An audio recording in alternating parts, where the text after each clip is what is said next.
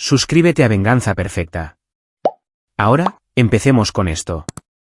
Miré fijamente los guantes manchados de sangre del cirujano y no vi a un médico, vi un fracaso.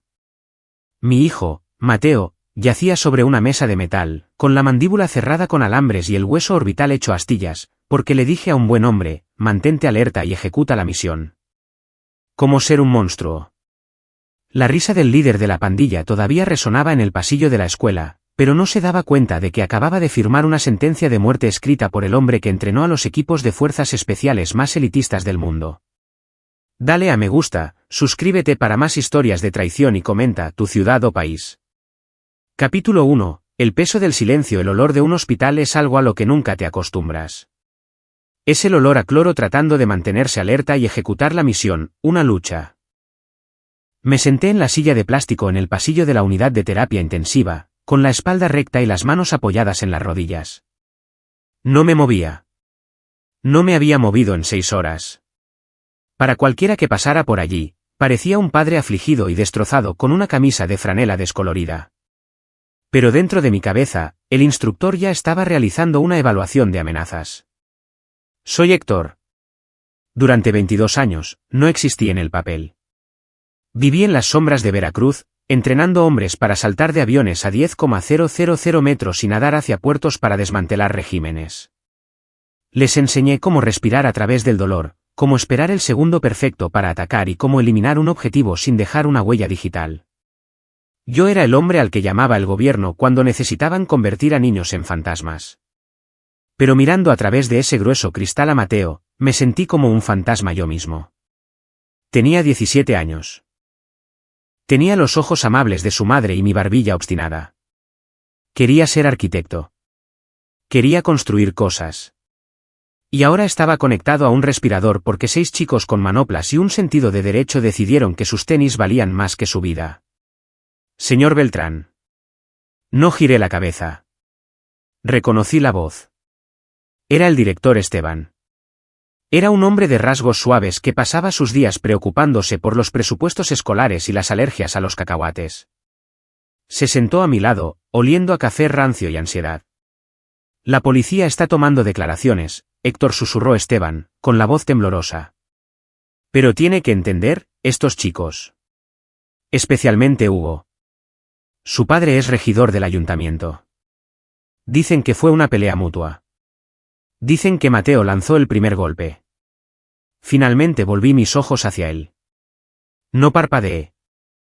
He mirado fijamente a algunos de los insurgentes más peligrosos del planeta, y Esteban se marchitó bajo mi mirada en 3 segundos. ¿Una pelea mutua?, pregunté. Mi voz era baja, como el gruñido de un motor distante. Mi hijo tiene un pulmón colapsado y una hemorragia cerebral de grado 3. El chico que hizo esto, Hugo, ¿siquiera tiene un rasguño? Esteban se miró los zapatos. Tiene un nudillo magullado. Alega defensa propia. Las cámaras de la escuela. Estaban en mantenimiento en ese callejón específico. Lo siento. Realmente lo siento. Me levanté. No sentí ira. La ira es un lujo para las personas que no saben cómo manejar los negocios. Sentí una claridad fría y familiar. Era la misma sensación que tenía antes de un salto nocturno en una zona caliente. Era la sensación de que comenzaba una misión. Vete a casa, Esteban, dije en voz baja. Héctor, por favor, no hagas nada imprudente. Deja que el sistema funcione, suplicó. No respondí. Caminé hacia las puertas de terapia intensiva. Necesitaba ver a Mateo una vez más antes de que el padre se durmiera y el instructor tomara el control. Cuando entré en la habitación, el único sonido era el siseo rítmico de la máquina respirando por mi hijo. Tomé su mano.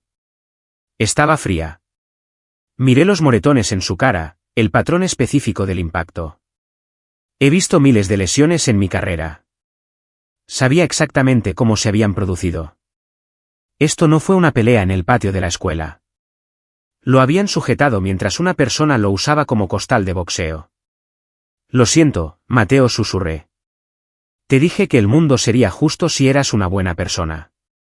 ¿Mentí? El mundo solo respeta lo que teme. Le besé la frente y salí. No fui a mi coche. Fui a la escuela.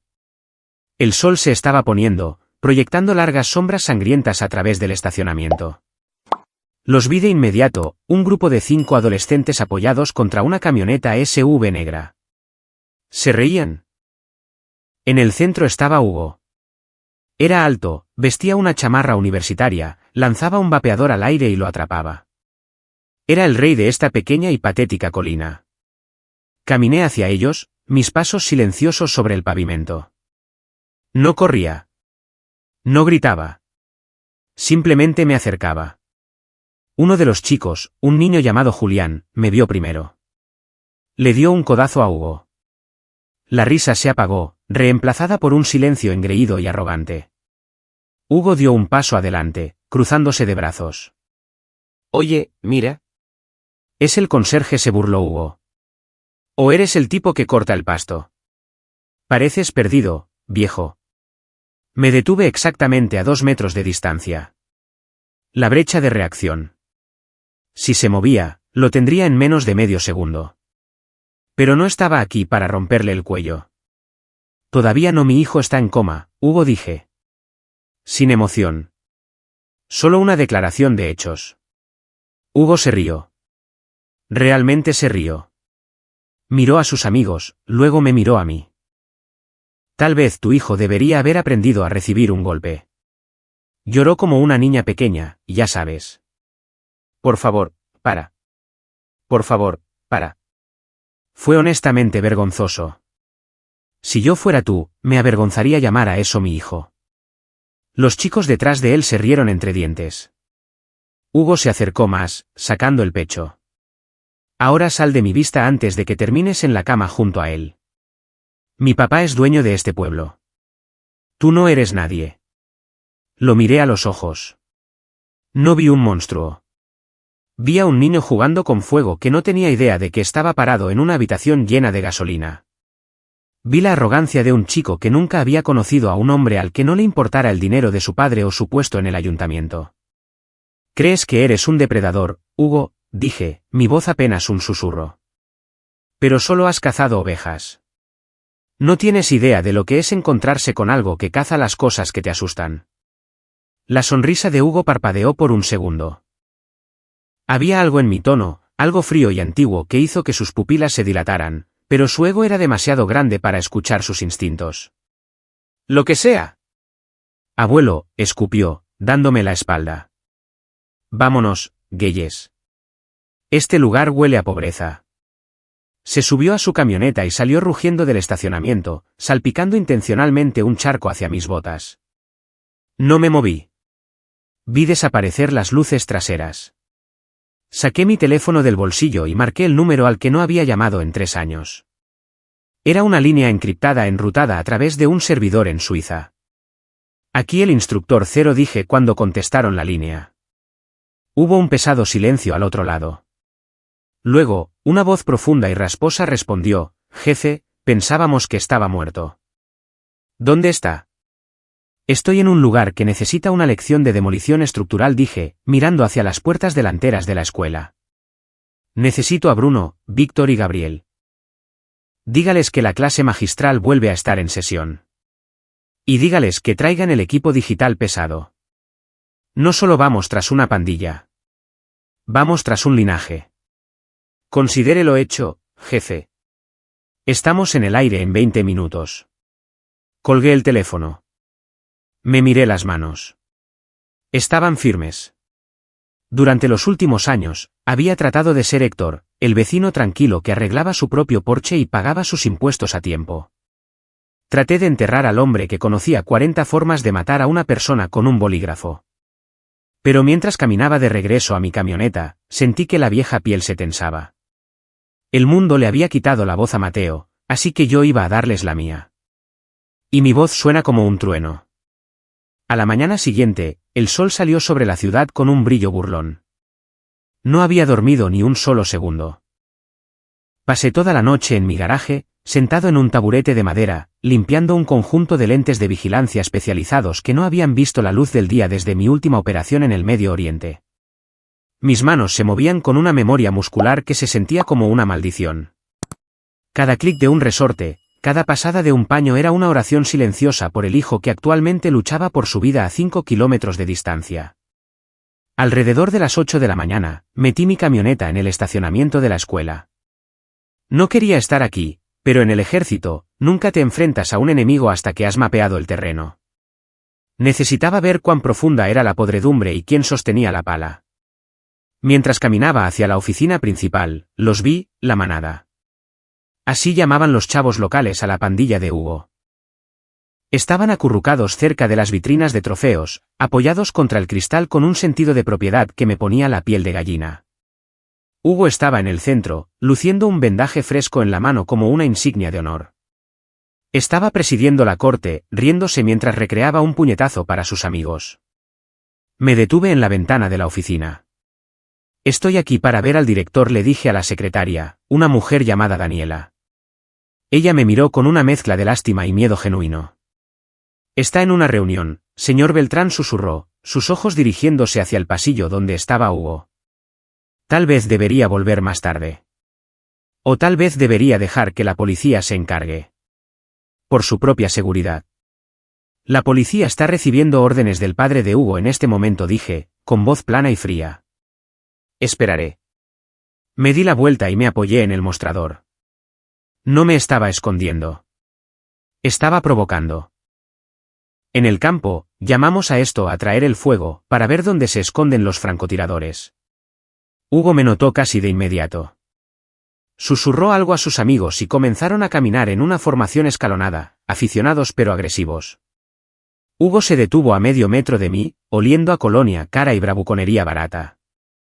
Me miró de arriba abajo, con una sonrisa engreída pegada en la cara. ¿Todavía aquí, viejo?, preguntó Hugo. Se inclinó cerca, bajando la voz a un siseo. Escuché que Mateo se despertó por un segundo anoche. Empezó a llorar tan pronto como vio la luz. Supongo que le rompimos algo más que la nariz. Le rompimos el espíritu. Es un cobarde igual que tú. El instructor dentro de mí analizó su postura. Estaba apoyado en su pierna derecha, barbilla expuesta, manos en los bolsillos. Podría haber terminado con su vida de 3 maneras diferentes antes de que su corazón volviera a latir, pero eso sería demasiado rápido. Primero necesitaba entender la magnitud de su error. La venganza es un plato que se sirve mejor con precisión táctica. Te estás riendo, Hugo, dije. Mi voz tan calmada parecía ponerlo más nervioso de lo que lo hubiera hecho un grito. Eso es interesante. He pasado 20 años viendo a hombres reírse como tú.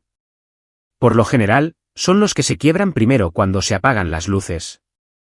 Los ojos de Hugo se entrecerraron. No le gustaba el hecho de que no me inmutara. Dio un paso aún más cerca, tratando de usar su altura para intimidarme. ¿Crees que eres duro porque tienes algunas canas? Mi papá tiene al comandante de policía en marcación rápida. Una palabra mía y estás en una celda por acosar a menores. Así que, ¿por qué no vuelves al hospital y eliges un bonito ataúd para tu hijo perdedor? Uno de sus amigos, un chico fornido llamado Carlos, soltó una carcajada fuerte y burlona. Sí, tal vez pueda obtener un descuento si compra 2. Uno para él y otro para su hijo. Sentí el calor subir en mi pecho, un rugido de fuego que quería desgarrar mi piel, pero lo empujé hacia un lugar frío y oscuro. Miré más allá de Hugo, directamente a la puerta de la oficina del director. Estaba entreabierta. El director Esteban observaba desde las sombras, con el rostro pálido. Estaba aterrorizado de estos niños debido a quienes eran sus padres. El sistema no estaba roto. Estaba construido para proteger a personas como Hugo. No estoy aquí para pelear contigo, Hugo, dije. Estoy aquí para darte una oportunidad. Ve a la policía. Di la verdad. Diles que lo asaltaron 5 contra 1 mientras caminaba hacia su auto. Hazlo ahora y tal vez las consecuencias no te entierren. Hugo echó la cabeza hacia atrás y se rió. Fue un sonido fuerte y feo que resonó a través del pasillo silencioso. ¿Una oportunidad? ¿Me estás dando una oportunidad? Mírate. Eres un don nadie con una chamarra de segunda mano. Eres un fantasma, Héctor. Y los fantasmas no dan órdenes a los reyes. Se volvió hacia su grupo, con voz retumbante para que los otros estudiantes pudieran escuchar. ¿Escucharon eso? El conserje me está amenazando. Estoy tan asustado que podría tropezar con el tubo de alimentación de Mateo al salir. Todos se rieron. Era el sonido de puro derecho no adulterado.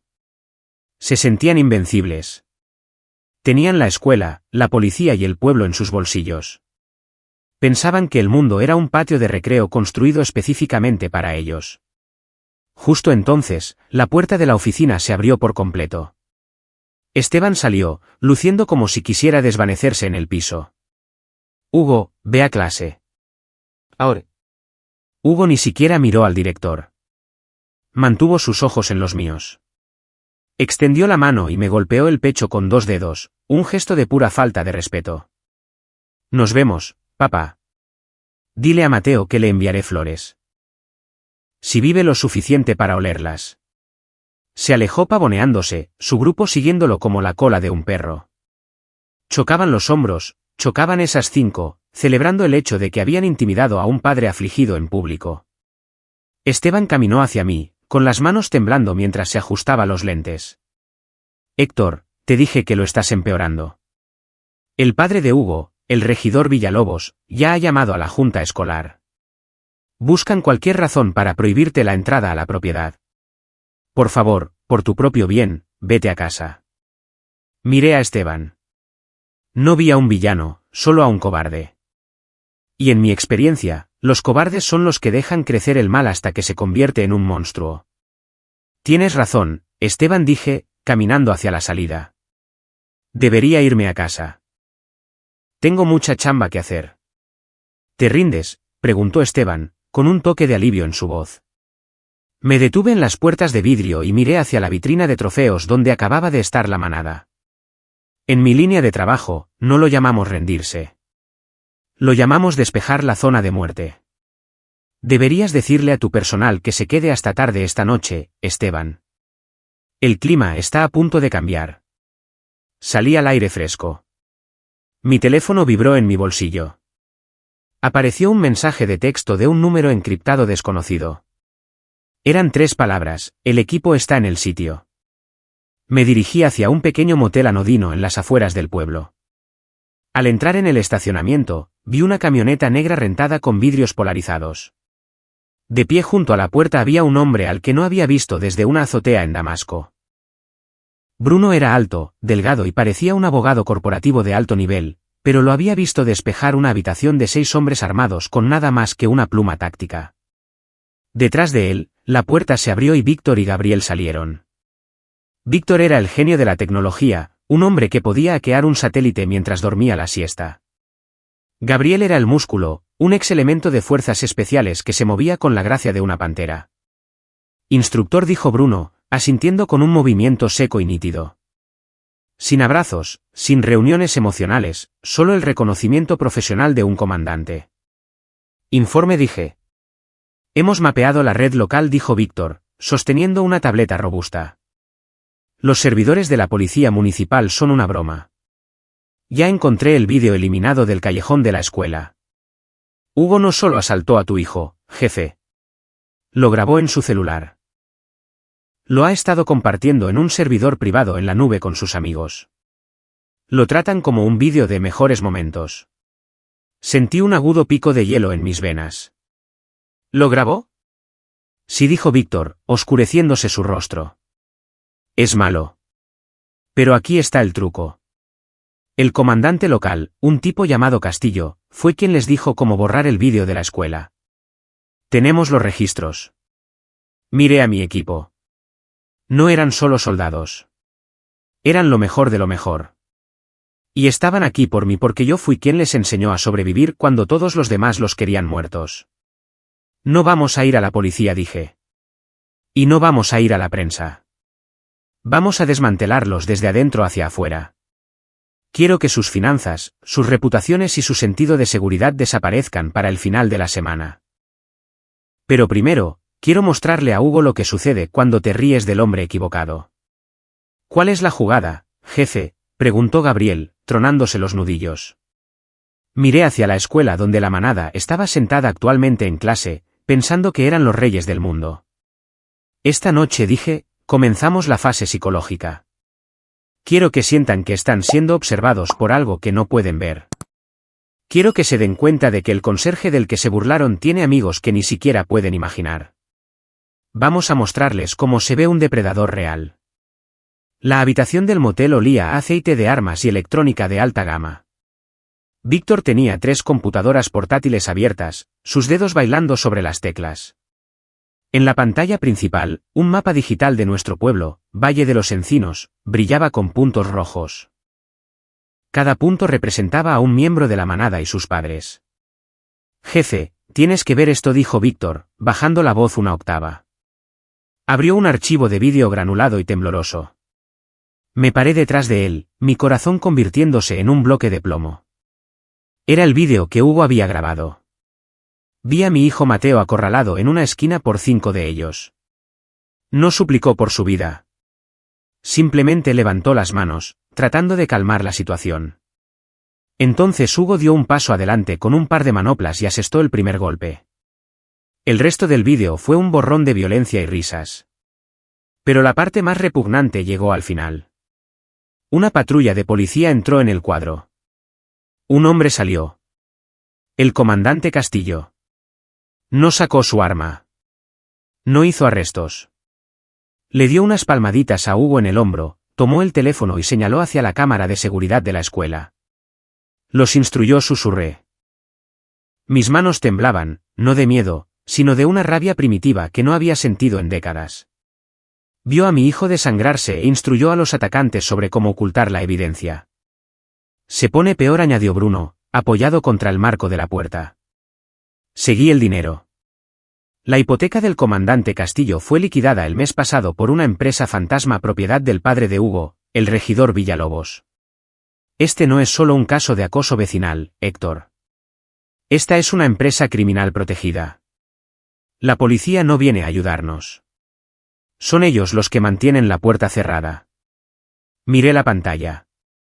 Vi la cara del comandante Castillo, un hombre que había jurado proteger a los inocentes.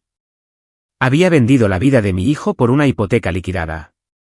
Si vamos a la comandancia con esto, dijo Gabriel, la evidencia desaparecerá antes de que lleguemos al mostrador de recepción. Castillo tiene puertas traseras en cada servidor de este recinto. Lo borrará y nos meterá en una celda por hackear propiedad del gobierno. Lo sé, dije. Caminé hacia una bolsa de lona pesada que había traído de mi sótano. La abrí. No estaba llena de rifles. Estaba llena de pequeñas cajas negras, bloqueadores de señal encriptados y micrófonos de alta ganancia. Si el sistema no proporciona justicia, continué, crearemos la nuestra. Gabriel, quiero que sigas al comandante Castillo. Quiero saber con cada persona que habla, cada soborno que acepta y cada trago que se sirve. Bruno, averigua dónde guarda el padre de Hugo sus libros de contabilidad no oficiales. Si está comprando policías, lo está haciendo con dinero sucio. ¿Y qué pasa con los chavos?, preguntó Víctor. Los chavos son los síntomas, respondí. Los padres y los policías son la enfermedad, pero los síntomas aún deben controlarse. Esta noche, Hugo tiene una fiesta en la casa del lago de su padre. Sin adultos, solo la manada celebrando su victoria sobre mi hijo. Miré mi reflejo en la ventana oscurecida. Parecía un padre cansado, pero mis ojos pertenecían a un hombre que había cazado objetivos de alto valor en las montañas de Tora. Vamos a darles una noche que nunca olvidarán, dije. Víctor, quiero que secuestres el sistema inteligente de la casa. Cuando dé la orden, quiero las luces, las cerraduras y el sonido bajo nuestro control. Nadie sale. Nadie llama. ¿Quieres lastimarlos?, preguntó Gabriel, su mano dirigiéndose hacia su arma lateral. No, dije con firmeza. Quiero aterrorizarlos. Quiero que sientan que las paredes se cierran. Quiero que entiendan que su invencibilidad era una mentira. El dolor físico se cura, Gabriel, pero el miedo a una sombra que puede quitarte todo. Eso se queda para siempre. Dejé el motel y conduje hasta el hospital. Me senté junto a la cama de Mateo durante 20 minutos. No dije una palabra. Solo escuché el siseo del respirador. Cada respiración que tomaba era un recordatorio de por qué estaba haciendo esto. Al salir del hospital, vi al comandante Castillo sentado en su patrulla en el estacionamiento. Estaba comiendo una torta, luciendo perfectamente contento. Me vio y sonrió con superioridad, golpeando su placa a través de la ventana como para recordarme quién mandaba en este pueblo. No me detuve. No lo miré con furia. Simplemente seguí caminando hacia mi camioneta. Pensaba que él era el cazador. Pensaba que yo era solo otro padre de una víctima a quien podía intimidar para que guardara silencio.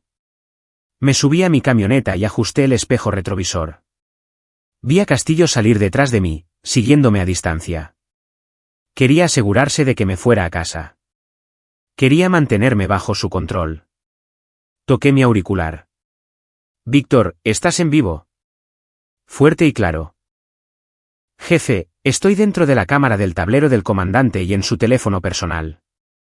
Bien, dije, dando una vuelta lenta hacia la carretera que conducía al lago. Que empiece la música. Envía el primer archivo al sistema de infoentretenimiento de su patrulla.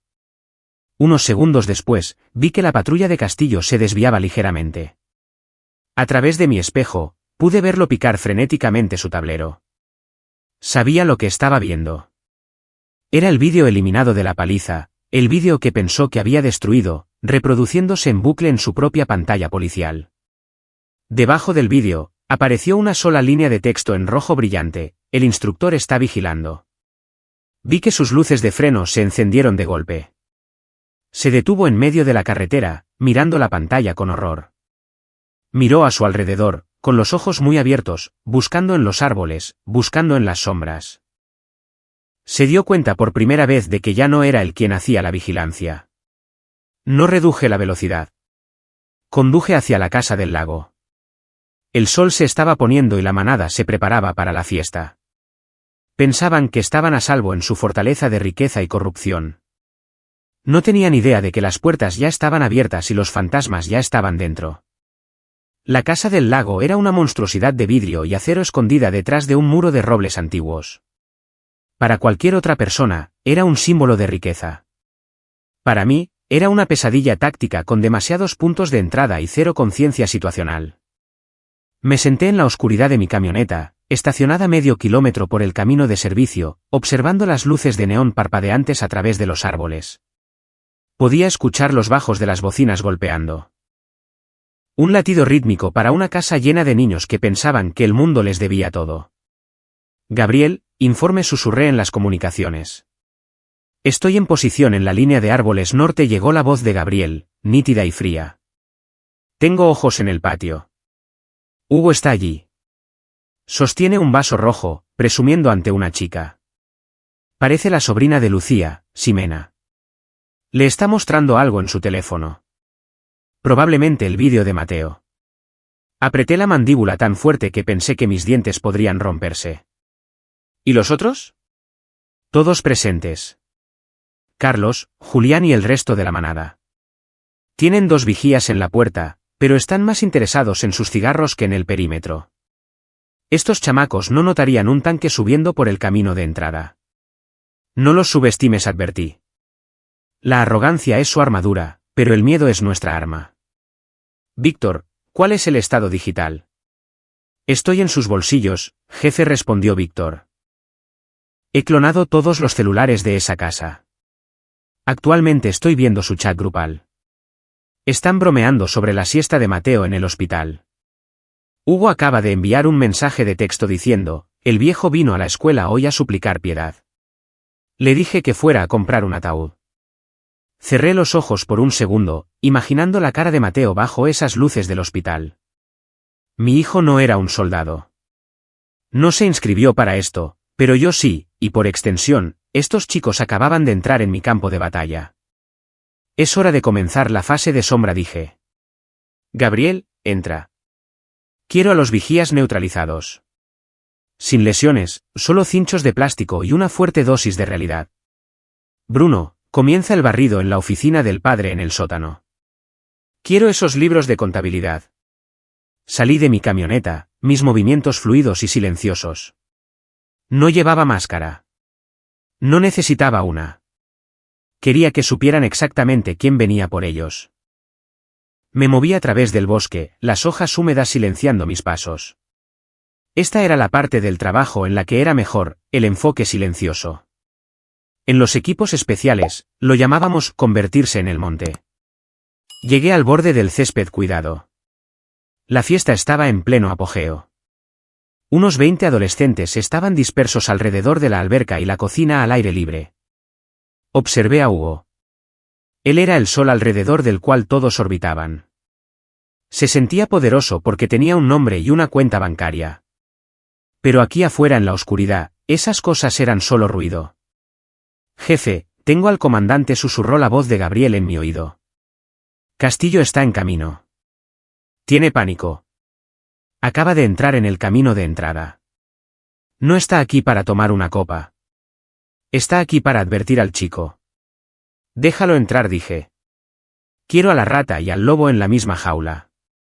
Vi cómo la camioneta personal del comandante Castillo aceleraba por el camino. Saltó, con el uniforme desaliñado, y corrió hacia Hugo. La música no se detuvo, pero el ambiente cambió instantáneamente.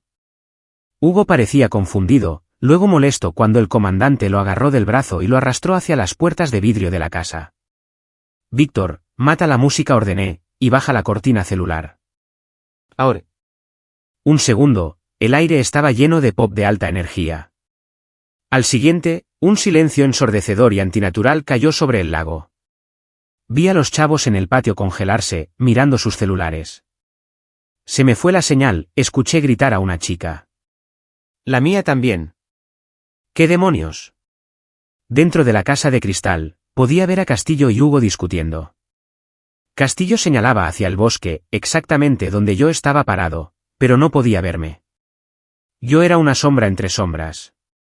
Bruno, ¿estado? Pregunté. Estoy en la oficina del sótano. Héctor, tenías razón. El padre de Hugo, el regidor Villalobos, no es solo un regidor. Es un intermediario para un cártel de la construcción. Tengo nombres, fechas y cantidades. Esto llega hasta la oficina del gobernador. Esto ya no es solo un caso de acoso. Es un caso de delincuencia organizada esperando suceder. Copiado.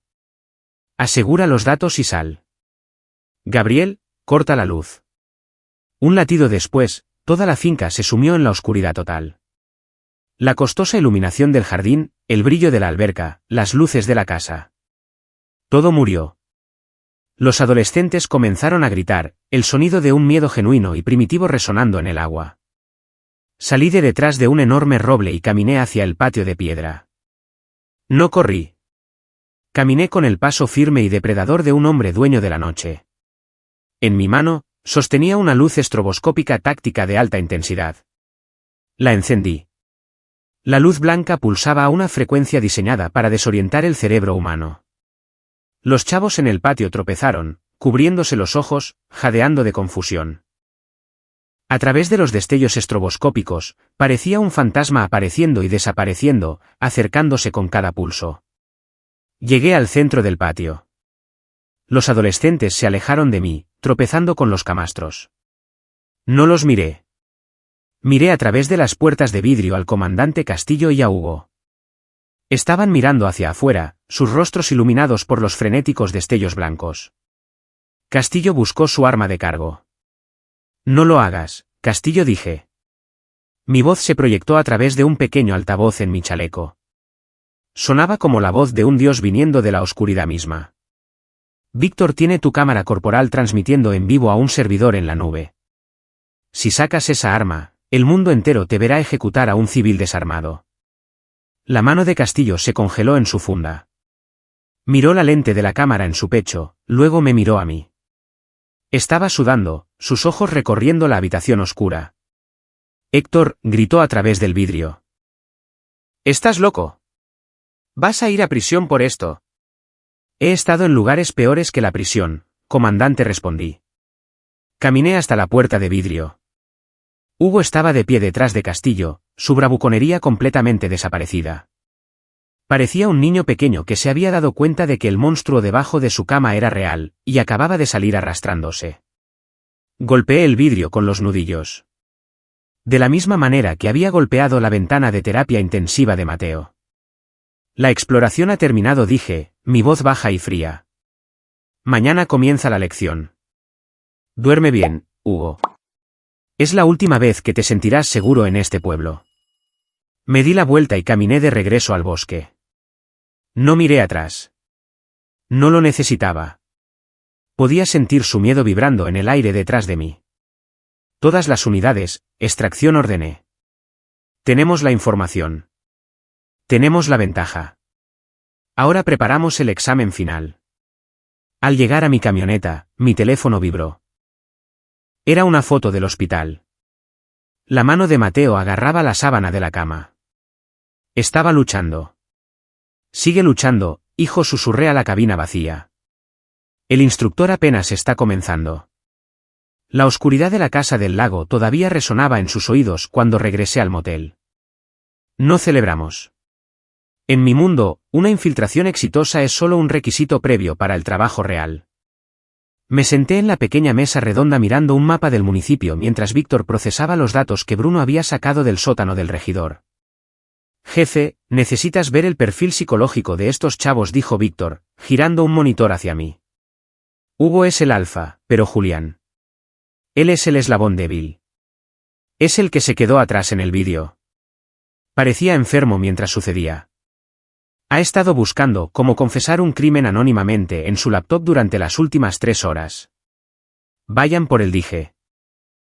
No con fuerza, con presencia. La noche siguiente, el aire estaba denso con el olor a lluvia inminente. Julián vivía en un fraccionamiento que gritaba seguridad de clase media. Esperé en las sombras de su cocina, sentado en una silla que había movido a la esquina de la habitación. No había entrado a la fuerza, había burlado su sistema de alarma en 6 segundos. A las 11:30 de la noche, la puerta trasera crujió al abrirse. Julián entró, con la cabeza gacha, viendo su celular. Caminó directamente al refrigerador, tomó un refresco y se dio la vuelta. Se congeló. La botella se le resbaló de la mano, rompiéndose en el piso. No grites, Julián, dije suavemente. No me moví. Mantuve mis manos visibles sobre la mesa. Si quisiera lastimarte, no hubieras pasado de la entrada. El chico temblaba tanto que sus dientes literalmente castañeteaban. ¿Quién eres? ¿Cómo entraste aquí? Soy el papá de Mateo, dije. Y soy el hombre que va a decidir si pasas los próximos 10 años en el consejo tutelar o si puedes tener una vida. Julián se hundió en un banco de la cocina, con el rostro fantasmalmente blanco. Fue idea de Hugo. Dijo que Mateo estaba actuando como un fresa engreído. No quisimos. No pensé que saldría tan lastimado. ¿No pensaste? Me levanté lentamente.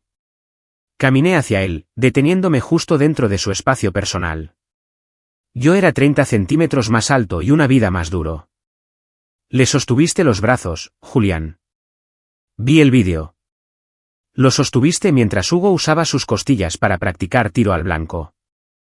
Dime, ¿pensaste en la mamá de Mateo cuando escuchaste romperse su hueso?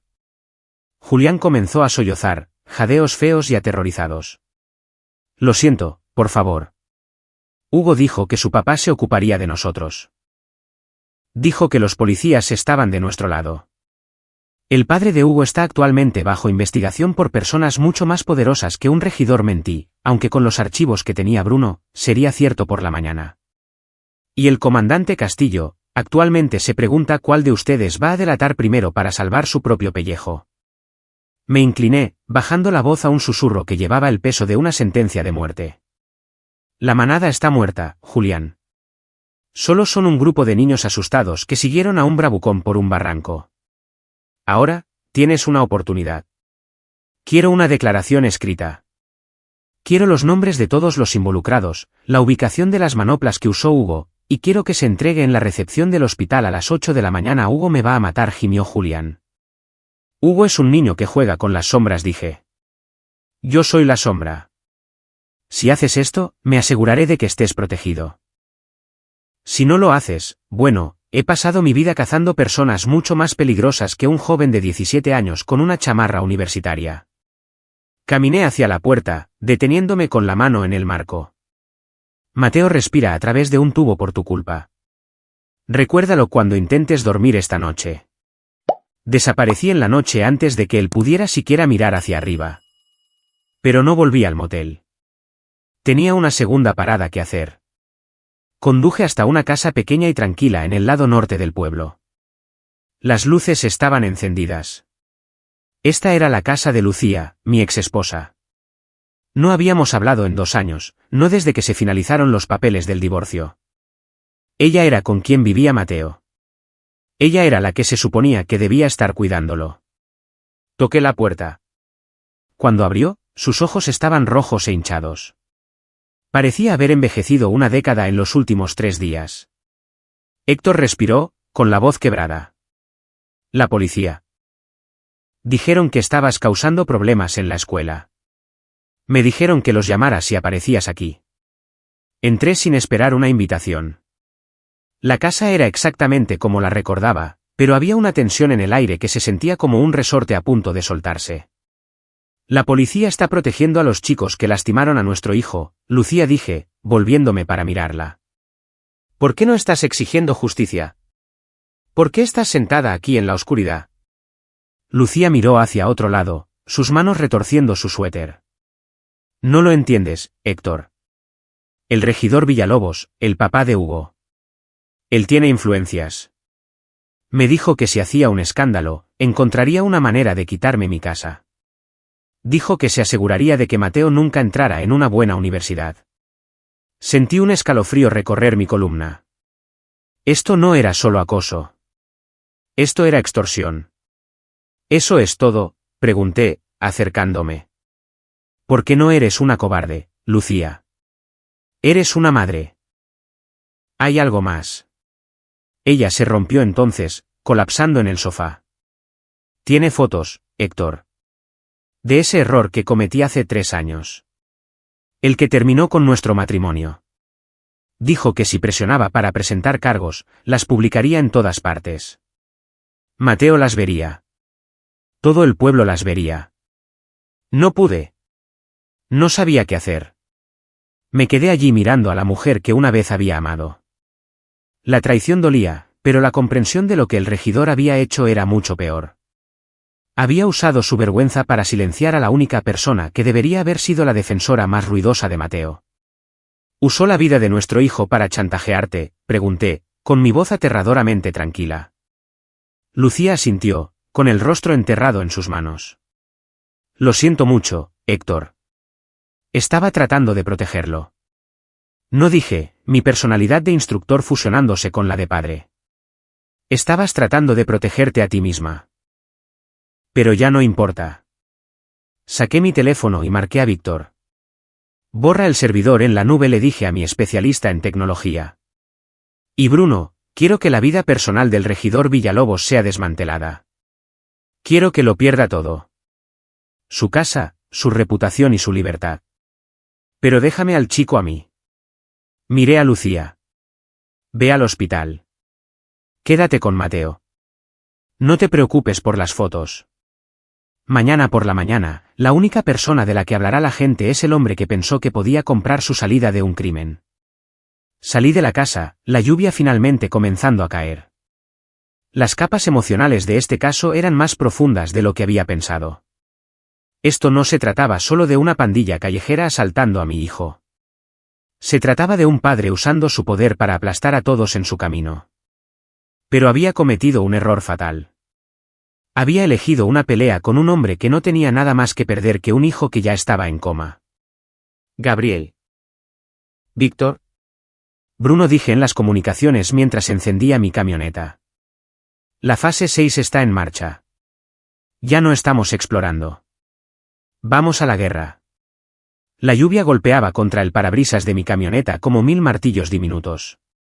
Pero la tormenta dentro de mi pecho era mucho más violenta. Saber que Lucía había sido silenciada por el chantaje transformó mi ira en algo más frío, más táctico. Esto ya no era solo una pelea de barrio. Era un asedio. El regidor Villalobos, el alto y poderoso funcionario, no era solo un padre protegiendo a un hijo descarriado, ilegalmente o no. Era un depredador que se aprovechaba de los vulnerables para mantener su propio linaje en la cima de la cadena alimenticia. Jefe, tengo el acceso a los registros digitales de Lucía. La voz de Víctor crepitó a través de mi auricular, tirando de mí desde el borde. Encontré el servidor donde el regidor guardaba esas fotos. Ni siquiera estaba encriptado. El hombre es arrogante, Héctor. ¿No pensó que alguien miraría alguna vez? ¿Se ha ido?, pregunté, con los nudillos blancos contra el volante. No solo se ha ido. He reemplazado cada imagen con una copia de alta resolución de sus propios estados de cuenta bancarios en el extranjero y el vídeo de la paliza. Si intenta abrir ese archivo para chantajearla de nuevo, estará mirando su propia orden de aprehensión. Solté un suspiro que no sabía qué estaba conteniendo. Bien. ¿Qué pasa con el chico, Julián? Está en el hospital, intervino Gabriel. Lo estoy observando desde la cafetería. Parece que está a punto de salirse de su piel. Acaba de entregar un sobre grueso a la enfermera en la estación y salió corriendo hacia la salida. Está aterrorizado, jefe. Actualmente está sentado en su coche en el estacionamiento, vomitando. Déjalo ir, dije.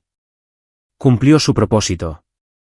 Ese sobre contiene el clavo para el ataúd de Hugo. Ahora vamos por la cabeza de la serpiente. Conduje hacia el fraccionamiento privado donde vivía el regidor Villalobos.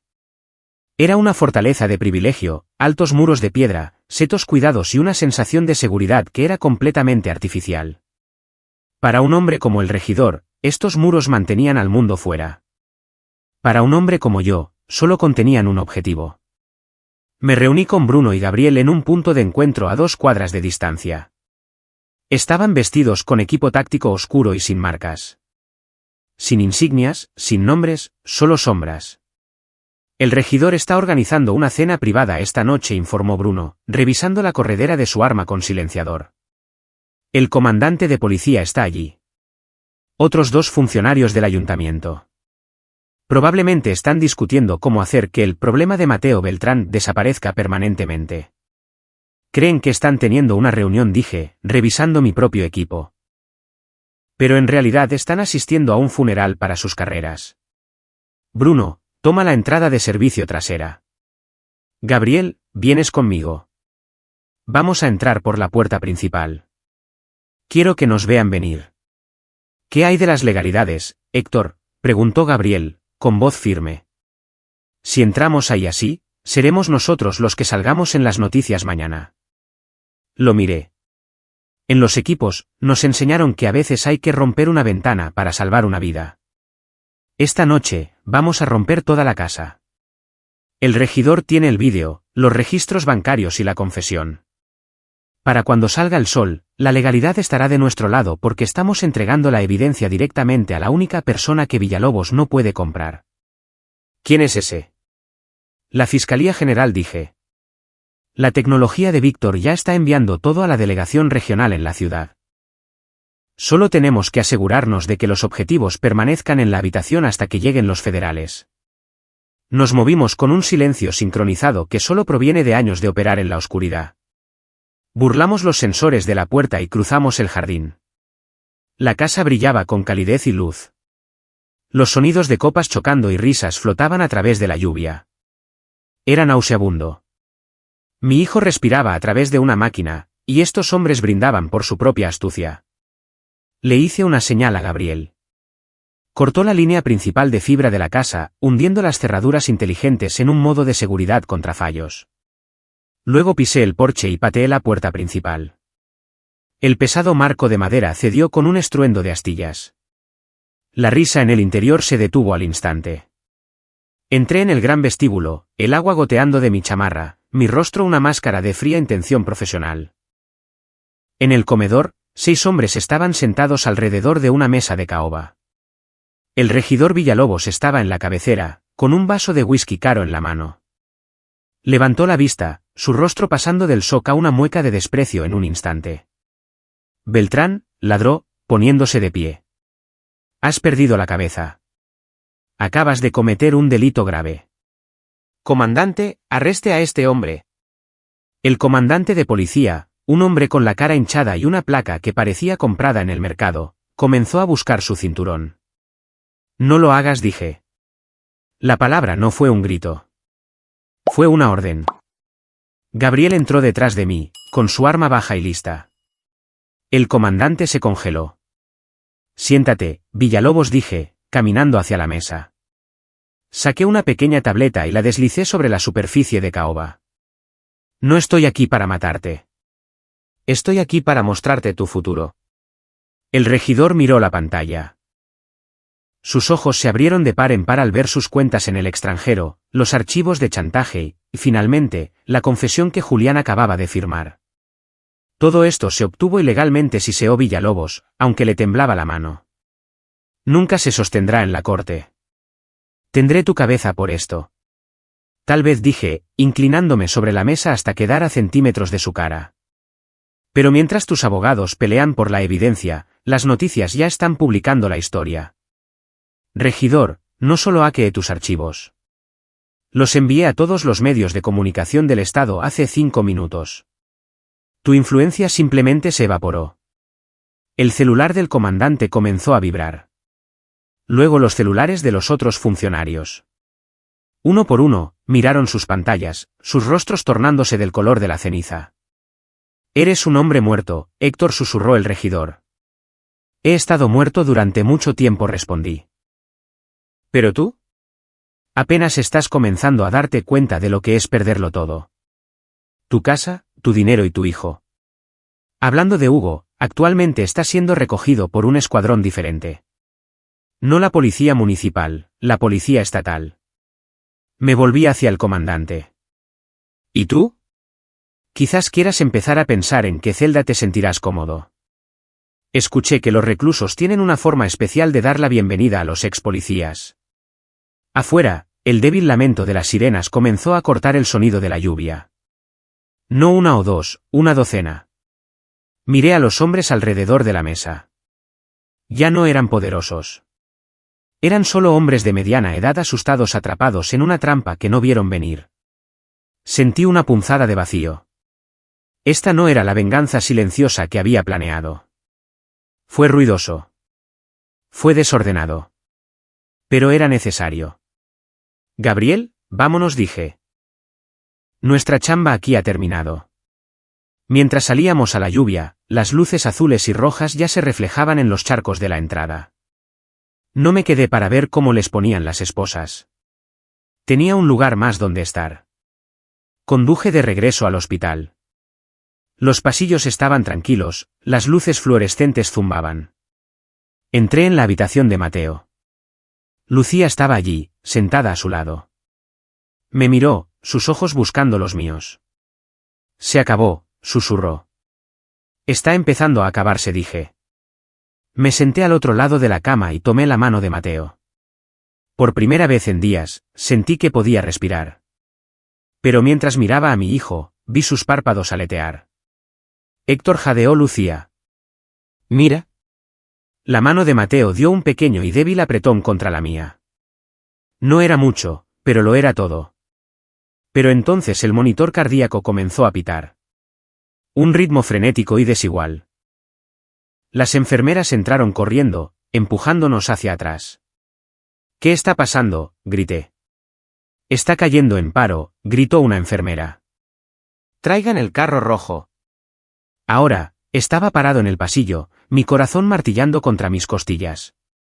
Había desmantelado el imperio criminal, pero nada de eso importaba si no podía salvar la única cosa que realmente contaba. El pasillo del hospital se convirtió en un túnel borroso de luz blanca y voces gritando. Fui empujado hacia atrás por una pared de uniformes azules mientras el carro de paro pasaba a toda velocidad junto a mí. El sonido del desfibrilador cargándose, ese zumbido agudo y quejumbroso, se sentía como un taladro presionando mi cráneo. Había luchado a través de emboscadas insurgentes y sobrevivido a extracciones bajo cero. Pero parado detrás de ese vidrio, viendo el pecho de mi hijo elevarse bajo la fuerza de las compresiones de un médico, estaba paralizado. Lucía gritaba, con las manos sobre la boca. Extendí la mano, agarrando sus hombros, atrayéndola hacia mi pecho. No porque fuera fuerte, sino porque si no me aferraba a algo, iba a colapsar. Despejen, gritó el médico. El cuerpo de Mateo se sacudió. La línea en el monitor permaneció plana. Otra vez. Aumenten a 200. Despejen. Otra sacudida. Silencio. Luego un pitido lento y agonizantemente delgado. Bip. Bip. Tenemos ritmo, exhaló una enfermera. Se estabilizó, pero es frágil. Necesitamos trasladarlo a quirófano. La presión interna se está disparando. Lo sacaron de la habitación en una carrera frenética. Vi las puertas cerrarse de golpe, y por primera vez en mi vida, sentí que el instructor se rompía. Caminé hasta el final del pasillo y golpeé la pared de concreto. Mis nudillos se partieron. El dolor físico fue una distracción bienvenida del vacío en mi estómago. Mi teléfono vibró. Era Bruno. Jefe, los federales tienen al regidor y al comandante bajo custodia. Las noticias están estallando, pero tenemos un problema. Hugo no fue recogido. Se escabulló por la parte trasera de la casa del lago antes de que llegaran los estatales. Ha desaparecido. Me limpié la sangre de la mano en mis jeans. Mis ojos se volvieron fríos. ¿Cómo? Tenía un celular desechable que no rastreamos. Alguien le dio el pitazo. Probablemente un oficial leal al comandante. Estamos rastreando la camioneta negra de su padre, pero es lo suficientemente inteligente como para deshacerse de ella. No es inteligente, Bruno escupí. Está desesperado. Y un animal desesperado va al único lugar donde se siente seguro. ¿La escuela?, preguntó Bruno. No, él sabe que buscaré allí. Va a la cabaña de caza de su abuelo en la Sierra Norte. Está fuera de la red, con provisiones, y el regidor me contó sobre ella durante la negociación en la casa, sin querer. ¿Quieres que interceptemos? No, dije, caminando hacia la salida del hospital. Esto ya no es una extracción táctica. Esta es una deuda personal. Quédense con los federales. Asegúrense de que la evidencia contra el regidor permanezca a prueba de fugas. Voy a encontrar al chico. Héctor, espera, gritó Lucía desde la sala de espera. Vio la mirada en mis ojos. La mirada de un hombre que ya no era un padre, sino un arma. No hagas esto. Deja que la policía lo encuentre. Mateo te necesita aquí. Mateo necesita despertar en un mundo donde la persona que le hizo esto no pueda volver a lastimarlo nunca más, dije. Si dejo que el sistema se encargue de Hugo, estará bajo fianza en 48 horas debido a los abogados de su abuelo. Eso no es justicia. Eso es un botón de pausa. Conduje hacia la Sierra Norte. La lluvia se había convertido en una niebla espesa y sofocante. La carretera de montaña era una serie de curvas traicioneras, pero no reduje la velocidad. Conducía con un enfoque singular y aterrador. Hugo pensaba que era un cazador porque usaba una chamarra universitaria y dominaba los pasillos de la escuela. No tenía idea de lo que era ser perseguido por un hombre que había pasado su vida rastreando objetivos de alto valor a través de montañas hostiles. Llegué al comienzo del sendero una hora más tarde. La camioneta negra estaba allí, abandonada en una zanja, sus llantas girando en el lodo. Había entrado en pánico. Se había estrellado. Salí de mi camioneta, sacando una linterna potente y un par de esposas de mi equipo. No llevaba arma. No necesitaba una. Seguí las huellas a través del lodo. Eran pesadas, frenéticas y desiguales. Corría a ciegas. Me moví a través de la maleza, mi respiración constante, mi ritmo cardíaco rondando los 60 latidos por minuto profesionales. Yo era el fantasma en la máquina. Lo escuché antes de verlo, el sonido de ramas rompiéndose y una respiración aterrorizada y sollozante. Estaba acurrucado bajo un saliente de roca, temblando bajo la lluvia fría. Encendí mi luz. El haz le dio de lleno en la cara. Hugo chilló, retrocediendo, golpeándose la cabeza contra la piedra. «Aléjate de mí», y gritó. «Mi papá te matará. Le diré a todos que me atacaste». Caminé hacia él, la luz nunca vaciló de sus ojos. «Tu papá está en una celda de detención federal, Hugo. Tus amigos han firmado confesiones, y la manada está siendo desmantelada pieza por pieza en este momento». Me detuve a 1 metro de él. Se veía patético. El rey de Valle de los Encinos estaba mojado, oliendo a lodo y miedo, agarrando un palo pesado como si fuera una espada. No quise hacerlo, gimió. Fue una broma. Solo nos estábamos divirtiendo. ¿Una broma?, pregunté, mi voz resonando en las rocas. El corazón de mi hijo se detuvo esta noche, Hugo. ¿Es eso parte del chiste? Entré en la luz. No lo golpeé. Ni siquiera levanté la voz. Simplemente lo miré con la misma frialdad clínica que usaba al evaluar a un recluta fallido. Vas a bajar esta montaña, dije. Vas a entrar en esa estación de policía y les vas a decir exactamente lo que hiciste. No porque lo sientas, sino porque te das cuenta de que si no lo haces, seré yo quien te espere cada vez que se apaguen las luces. Cada vez que dobles una esquina, cada vez que cierres los ojos. Me incliné, mi sombra tragándolo por completo. Soy el hombre que entrena a las personas que ves en las películas, Hugo. Soy la pesadilla que mantiene despiertos a los chicos malos. Y desde este segundo, soy tu sombra. El chico se derrumbó en el lodo, su espíritu finalmente, completamente roto. No luchó. No discutió. Solo sollozó. Lo agarré por el cuello y lo levanté. ¿Camina? Mientras descendíamos la montaña, vi las luces del pueblo abajo. La guerra estaba terminando. La fase táctica había terminado. Ahora solo quedaba la curación. La caminata montaña abajo fue silenciosa, salvo por el sonido de las botas de Hugo arrastrándose por el aguanieve y su respiración irregular e histérica. Ya no era el príncipe arrogante de la prepa de Valle de los Encinos. Era un niño roto, temblando bajo el peso de una realidad que no podía manipular con la chequera de su padre. Mantuve una mano en su hombro, no para guiarlo, sino para recordarle que todavía estaba allí. Cada vez que tropezaba, sentía los temblores de su miedo a través de mi palma.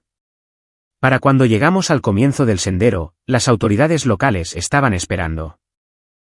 No los policías corruptos bajo el control del comandante Castillo, sino los policías estatales y un agente federal con el que Víctor había coordinado. Las luces azules y rojas cortaron la niebla como una guadaña de neón. Beltrán, gritó uno de los oficiales, con la mano descansando en su funda. Aléjese del chico. Me detuve. No levanté las manos en pánico. Solté lentamente el cuello de Hugo y me alejé, dejando que el chico colapsara en los brazos de los oficiales. No me miró atrás. Simplemente enterró la cara en sus manos, llorando mientras le colocaban las esposas en las muñecas. Fue un sonido pequeño, el trinquete de metal sobre hueso, pero fue el sonido del mundo finalmente enderezándose. Es todo suyo, le dije al oficial al mando. Tiene mucho que decir sobre cierto callejón y cierto comandante que lo ayudó a ocultar la verdad. No esperé para dar una declaración formal. Volví a subir a mi camioneta y conduje directamente al hospital. Mi mente era un bucle táctico. Hugo estaba bajo custodia. El regidor estaba siendo procesado por los federales, y la corrupción en Valle de los Encinos estaba siendo quemada de raíz. Pero la misión no era un éxito hasta que mi hijo saliera de ese edificio. Cuando llegué a terapia intensiva, la atmósfera había cambiado. La energía frenética del colapso había sido reemplazada por una quietud clínica pesada. Lucía estaba parada junto a la ventana, su silueta enmarcada por el sol naciente. Levantó la vista cuando entré, con los ojos rojos, pero ya no derramaba lágrimas. Salió de cirugía, susurró. El doctor dijo que la presión en su cerebro se ha estabilizado. Está respirando por sí mismo, Héctor. Sentí que el aire salía de mis pulmones de golpe. Me hundí en la silla junto a la cama de Mateo y puse la cabeza entre las manos. El instructor finalmente se retiró, dejando solo al padre atrás. La parte insensible y letal de mí que había pasado las últimas 72 horas cazando sombras finalmente comenzó a adormecerse. Vi las noticias, dijo Lucía suavemente, sentándose en el borde de la cama. El comandante de policía fue arrestado hace una hora, y el regidor. Dicen que está involucrado en algún tipo de caso masivo de crimen organizado. ¿Cómo lo hiciste? No lo hice, dije, mirando el rostro pálido de Mateo. La verdad lo hizo. Solo me aseguré de que no fuera enterrada. Las siguientes horas fueron un borrón de doctores y papeleo. Pero cuando el sol de la tarde golpeó el piso de la habitación del hospital, la mano de Mateo se movió de nuevo. Esta vez, no fue un reflejo. Sus ojos se abrieron, entrecerrándose contra la luz. «Papá». Su voz era un fantasma seco y rasposo de sí misma. Me incliné hacia adelante, mi corazón martillando. «Estoy aquí, Mateo. Estoy justo aquí». Me miró a mí, luego a los vendajes en sus brazos, luego de vuelta a mí. Un destello de memoria pareció cruzar su rostro, el callejón, la risa, el dolor. Sus ojos se llenaron de un miedo repentino y agudo. «Hugo», dijo. «Hugo se ha ido, hijo», dije, mi voz firme y segura. «Nunca te volverá a tocar.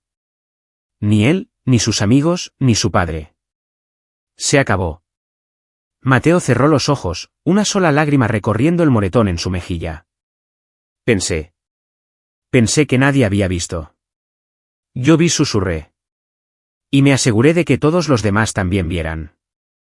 Volvió a caer en un sueño natural, no un coma, solo un descanso profundo y curativo. Me levanté y caminé hacia la puerta donde Bruno y Gabriel esperaban en el pasillo. Parecían hombres comunes ahora, su equipo táctico reemplazado por chamarras casuales, pero sus ojos seguían agudos. «La limpieza está casi terminada, jefe», dijo Bruno. «Víctor tiene los datos de la computadora personal del comandante». Resulta que Castillo llevaba una lista negra de cada soborno que aceptó. Planeaba chantajear al regidor él mismo algún día. Los federales se están dando un festín con eso. «¿Y los otros chicos?», pregunté. «La declaración de Julián abrió las compuertas», añadió Gabriel. «Carlos y los demás están siendo recogidos mientras hablamos. Sin fianza. La juez es la que el regidor trató de reemplazar el año pasado. No está de humor para perdonar». Asentí. La extracción táctica de la manada de la comunidad estaba completa. Habíamos eliminado el cáncer sin matar al paciente. «Vayan a casa, muchachos», dije, estrechando sus manos. «Yo me encargaré del resto». «¿Qué es el resto, Héctor?», preguntó Gabriel. Miré hacia atrás a través del vidrio a mi hijo. «El resto es ser padre y asegurarse de que cuando despierte, no solo se sienta seguro. Se sienta orgulloso». Vi a mi equipo alejarse, desapareciendo entre la multitud normal y cotidiana del hospital. Eran fantasmas de nuevo, y pronto yo también lo sería. Pero cuando me volví hacia la habitación, noté a un hombre parado al final del pasillo. Era el comandante Castillo. No estaba en uniforme. Estaba esposado, siendo conducido hacia el elevador por dos policías estatales de rostro sombrío. Me vio. Por un segundo, la vieja arrogancia brilló en sus ojos. Una mirada que decía que encontraría una salida a esto. No dije una palabra. Simplemente levanté la mano y señalé la cámara en la esquina del techo. El color desapareció de su rostro. Recordó el mensaje en su tablero: «El instructor está vigilando». Miró hacia sus pies mientras las puertas del elevador se cerraban. Ya no era un cazador. Era solo otro objetivo que había sido neutralizado por un hombre que sabía exactamente dónde golpear. Entré de nuevo en la habitación de Mateo y acerqué la silla a su cama. Había pasado mi vida enseñando a hombres cómo sobrevivir a lo peor que el mundo tenía para ofrecer. Ahora, iba a pasar mi vida asegurándome de que mi hijo viviera en lo mejor de él. 3 días después del arresto de Hugo, Valle de los Encinos se convirtió en una zona de guerra de titulares. Las noticias de la mañana eran un desfile de trajes siendo sacados con esposas. Funcionarios municipales, oficiales, miembros del cabildo. La ilusión de control se hizo añicos de la noche a la mañana. Por primera vez en años, el pueblo ya no tenía miedo de esos hombres. Tenían miedo de la verdad. Pero yo no estaba celebrando. El cuerpo podía haberse curado, la evidencia podía haberse extendido, pero en el fondo, sabía que la tormenta no había terminado. No hasta que enfrentara las raíces de la misma yo mismo. Tarde esa noche, recibí una llamada de Bruno. Su tono era extraño. «Jefe, tenemos movimiento». Hugo estaba siendo transferido de la prisión estatal a la detención federal. «El transporte fue atacado hace 30 minutos», dijo Bruno. Me congelé. «Repite eso». 2 camionetas negras lo interceptaron fuera de la carretera 19. Conductores muertos, escolta desaparecida. Se llevaron al chico. Ya estaba agarrando mi chamarra. ¿Quién autorizó la ruta? Nosotros, no, respondió Bruno. Pero querrás ver esto. Las placas se remontan a una empresa propiedad del padre del regidor Villalobos. El viejo está moviendo los hilos. Quiere borrar a su nieto antes de que hable. Así que, eso era todo. El acto final, el intento de limpieza. El padre del regidor no iba a dejar que su dinastía muriera en silencio. Prefería silenciar la sangre que admitir la culpa. Envíame las coordenadas, dije. La persecución terminó en una planta de cemento abandonada en las afueras del pueblo, un cementerio de vigas de acero y mano de obra olvidada. La lluvia golpeaba contra los techos agrietados, convirtiendo todo el lugar en un laberinto goteante de sombras. Me moví rápido, con cada instinto encendido como una mecha. En el interior, el eco de las voces de los hombres rebotaba por los pasillos. 2 guardaespaldas, un chofer y el viejo mismo, el abuelo Villalobos. Y luego escuché otra voz. La de Hugo. Aterrada, suplicante, pero viva. No puedes hacer esto, abuelo. No puedes callarte antes de que termine lo que tu estupidez comenzó, y escupió el viejo. Me arrastré más cerca. Estaban cerca de la fosa de carga, un cuadrado abierto de agua negra donde se acumulaba el escurrimiento. Un guardaespaldas tenía una pistola presionada contra la espalda de Hugo. El viejo encendió un puro, imperturbable por los truenos.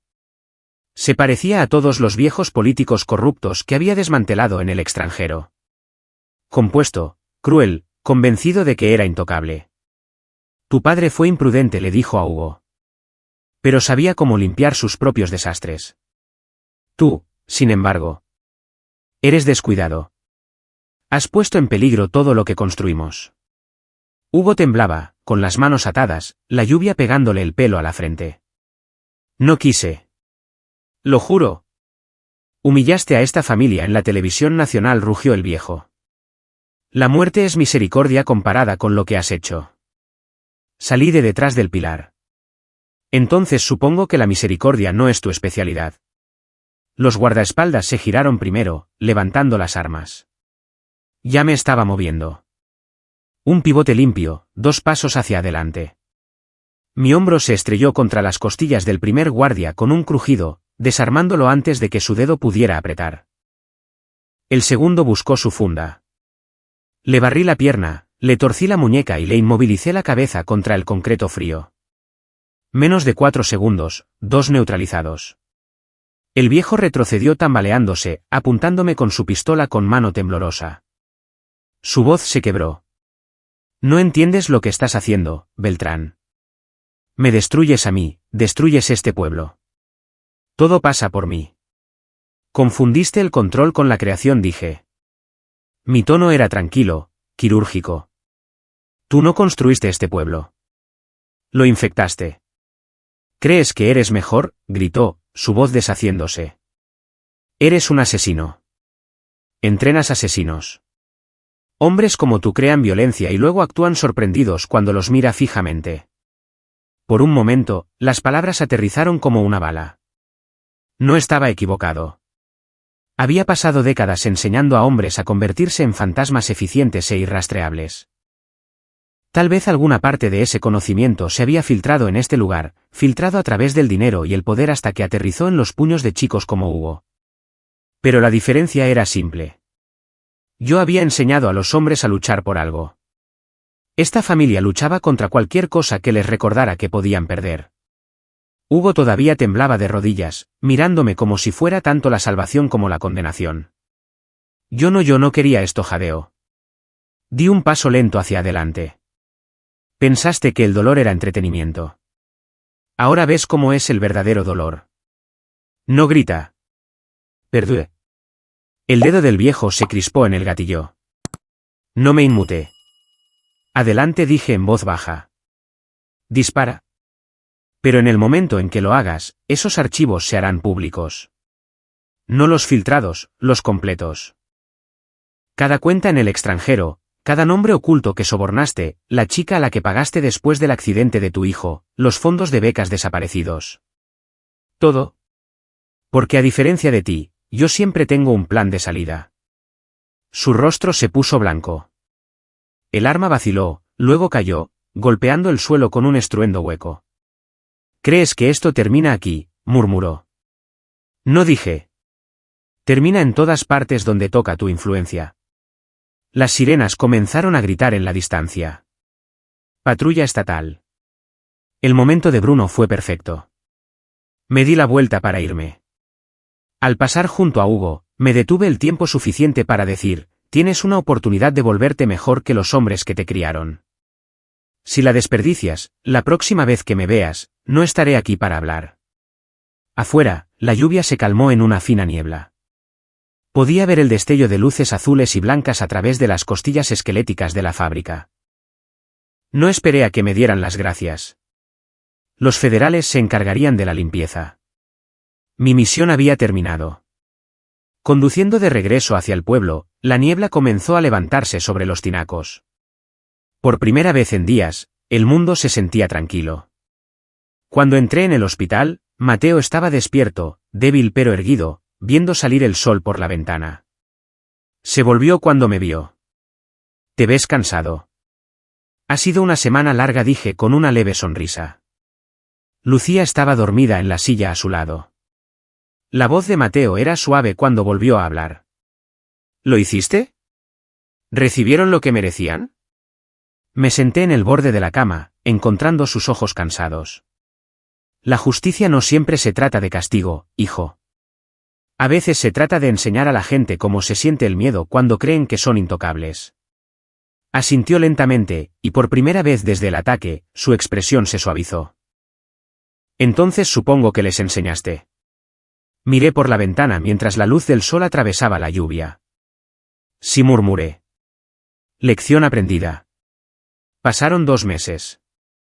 Sin embargo, Valle de los Encinos todavía zumbaba como una línea eléctrica golpeada por una tormenta. Los nombres una vez intocables que habían gobernado este lugar ahora se desplazaban por todos los titulares nacionales. Arrestos, juicios, renuncias. La dinastía del regidor Villalobos estaba terminada, desmantelada no por la política, sino por la verdad. El juicio del comandante Castillo se convirtió en el símbolo de todo lo podrido en ese sistema de pueblo pequeño. Sus conversaciones grabadas, su evidencia eliminada, sus sonrisas capturadas en vídeo, todo se reprodujo en una sala de tribunal llena de reporteros. Y allí, en el estrado de los testigos, se sentó Julián, temblando pero honesto. Hugo testificó al último. No alegó inocencia. No miró a sus abogados. Simplemente dijo, lastimé a alguien que no lo merecía porque pensé que nadie podía tocarme. Pero alguien lo hizo. Luego me miró, solo por un segundo, pero lo vi. El primer arrepentimiento genuino de su vida. El juez lo condenó a 8 años. Poco tal vez, pero no me inmuté. La verdadera sentencia ya estaba dentro de su cabeza. Miedo, culpa, memoria. Esos no tienen fecha de caducidad. Para cuando llegó el veredicto, los pasillos del hospital ya no olían a dolor. Mateo estaba en casa ahora. Sus pasos eran lentos, cuidadosos, pero fuertes. A veces lo cacho mirando por la ventana de la misma manera que yo, como si estuviera buscando fantasmas en la distancia. Esa noche, los tres, yo, Lucía, Mateo, nos sentamos en el porche. Los grillos cantaban fuerte, el aire aún pesado con el aroma de tierra mojada. La voz de Mateo tenía esa vieja chispa de nuevo cuando rompió el silencio. Papá, podrías haberte alejado. Dejar que la policía se encargara. Podría haberlo hecho, dije en voz baja. Pero a veces alejarse es como el mal aprende a caminar libre. Y no podía enseñarte ese tipo de mundo. Lucía se acercó, colocando su mano sobre la mía. Sus ojos tenían la misma culpa, pero más suave ahora, como si los bordes afilados finalmente se hubieran desafilado. No solo lo protegiste, Héctor dijo. Cambiaste este lugar. No respondí. Tal vez tenía razón. Tal vez solo hice lo que siempre hice, identificar la amenaza. Eliminar el riesgo. Salvaguardar a los inocentes. Pero mientras miraba la mirada firme de Mateo y la luz que se desvanecía, me di cuenta de algo más. Por todos los años que entrené soldados para pelear guerras, esta era la primera vez que realmente ganaba una. Y no fue con armas o tácticas. Fue defendiendo la única cosa que el mundo rara vez protege ya, la decencia. Mateo se volvió hacia mí, su voz tranquila. ¿Terminaste de pelear ahora? Respiré el aire fresco de la noche y esbocé una leve sonrisa. Tal vez. Solo tal vez, finalmente estoy listo para vivir en su lugar. Él me devolvió la sonrisa. La luz del porche parpadeó. Las luciérnagas flotaban en los árboles. Y por primera vez desde esa brutal noche detrás de la escuela, la paz finalmente encontró su camino a casa. Pero antes de volver a entrar, no pude evitar mirar hacia las colinas distantes donde una vez estuvo la vieja planta de cemento. Silenciosa, vacía, excepto por el eco de una vida reconstruida. Y ahora te dejo una pregunta a ti, el que todavía está mirando, escuchando y sintiendo cada latido de esta historia. ¿Habrías hecho lo mismo por tu hijo? ¿Por justicia, por paz? Cuéntame en los comentarios desde donde en el mundo estás mirando y qué tipo de historias te tocan más, venganza familiar, traición emocional, justicia silenciosa o historias de redención. Quiero traerte historias que sientas en lo profundo de tu pecho. Si esta historia hizo que tu corazón se acelerara, o tal vez hizo que te ardieran un poco los ojos, no lo olvides, dale a me gusta, suscríbete cortésmente y quédate con nosotros. Más historias humanas emocionantes, crudas e inolvidables están en camino. Hasta nuestra próxima historia de venganza épica y emocional, cuídense y recuerden, las batallas más silenciosas a menudo se libran dentro de nosotros.